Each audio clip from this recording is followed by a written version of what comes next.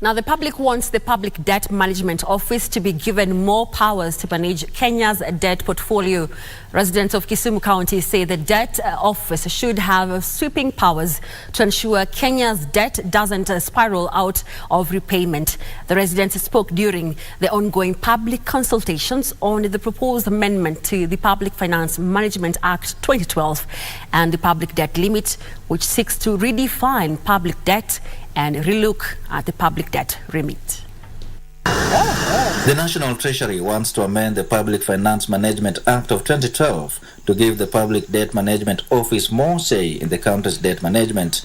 Currently, the office has three distinct roles, which include helping minimize the cost of public debt, promoting the development of the market for government debt securities, and sharing the benefits and cost of public debt between the current and future generations. Already, the National Treasury has tabled the bill in Parliament.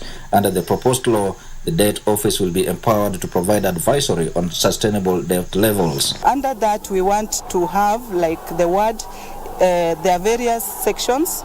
So to remove public from the county debt, so that we just have county debt, not county public debt.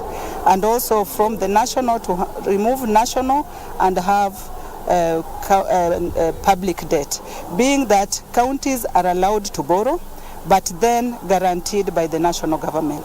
The draft law will add more roles to the office, including advising Parliament and the Cabinet Secretary on the sustainable levels of public debt and the annual borrowing limit. We are talking of a debt anchor of 55% of GDP as the limit, as the threshold that should be set. So we'll be seeking that amendment from the National Assembly. So this was to undertake public participation on that. Speaking during a consultative forum on the proposed law, Kisumu residents have urged Parliament to give the office more powers to tweak and amend the government's debt management plans. Primarily, the biggest problem with the debt has been the oversight institutions are weak. National government is not candid enough to stand on their role and do it as they are supposed to do. And that's because they approve the borrowing, they approve it after they have been bought most of the time.